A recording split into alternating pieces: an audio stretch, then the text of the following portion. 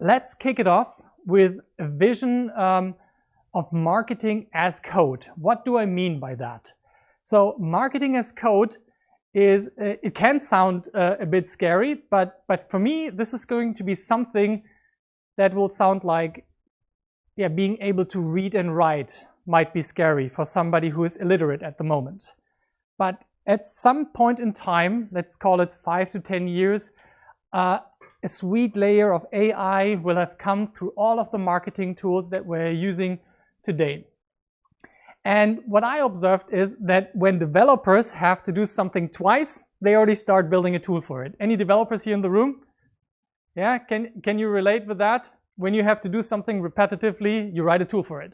It is their normal thing. They're even doing it a bit too much.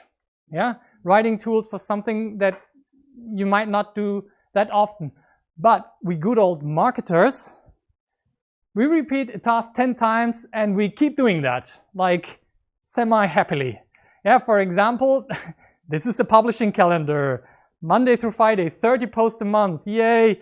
And we just keep on churning out content every month, instead of crafting customized customer journeys that are uniquely tailored to specific segments of your audience and letting them experience that. No, we have to put everybody in a basket and everybody has to see the same email, the same social media post.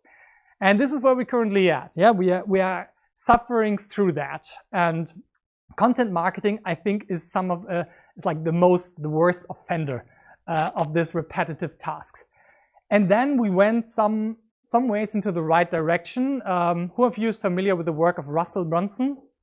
Yeah, so this is the guy who popularized the ideas of building funnels. Those two books, .com Secrets and Expert Secrets, and the soon-to-come Traffic Secrets, like built out the foundation and popularized the idea that a website is madness. A homepage is chaos. You have to make everybody happy. You send them to a contact us page. You have a learn more call to action. Download this, get your resources here, log in, need some help. You have a chat thing. A customer must be confused when going to a normal homepage. It's like listening to 1 Live.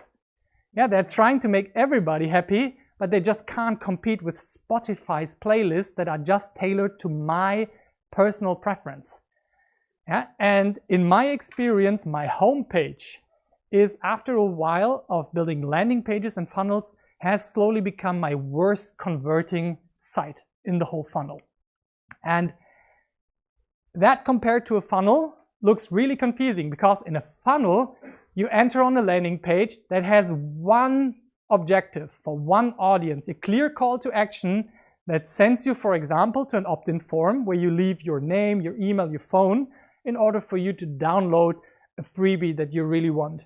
That sends you to a thank you page, which gives you the opportunity to upsell them something. Yeah, that is considered a funnel, a very simple one. But this is a very structured way to go about it compared to the website, where you are like, yeah, what am I all supposed to do on this thing? Yeah, they want everything. No, this is much more specific. Everything has its place, but if you are doing performance marketing in ads and email marketing, you really want to go for this approach these days. And I was thinking this was a good first step into marketing automation in some ways. The people land on the landing page, the information is then entered, they land in a CRM, they get follow-up emails, they land on a customized landing page depending on their answers in the opt-in form. This already felt a bit like one step. But Russell Brunson is not a developer. He's openly actually talking like against developer. Let's free marketers from the bane and subservience towards their developers, because they can't do anything without developers.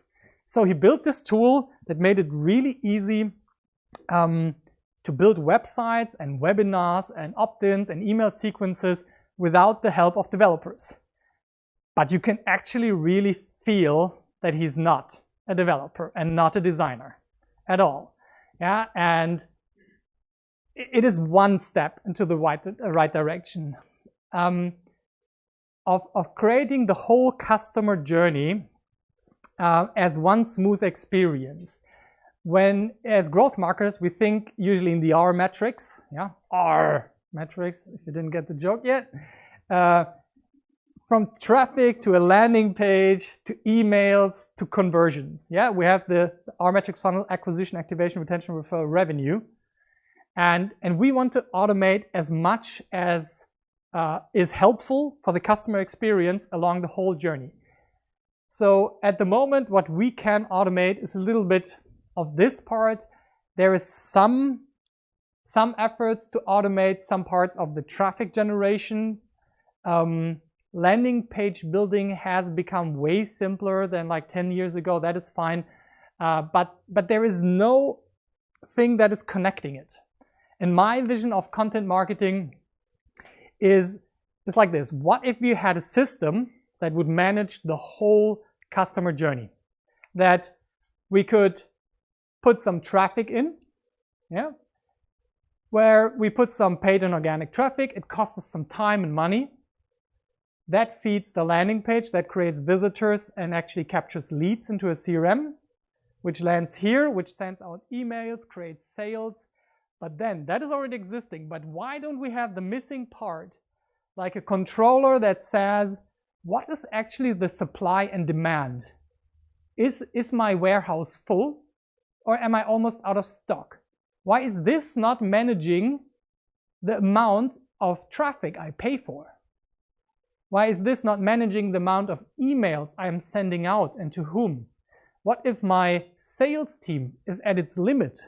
Why am I still wasting money with calls they can't make? If my sales team is not at their capacity, why am I not spending more to get them exactly to capacity?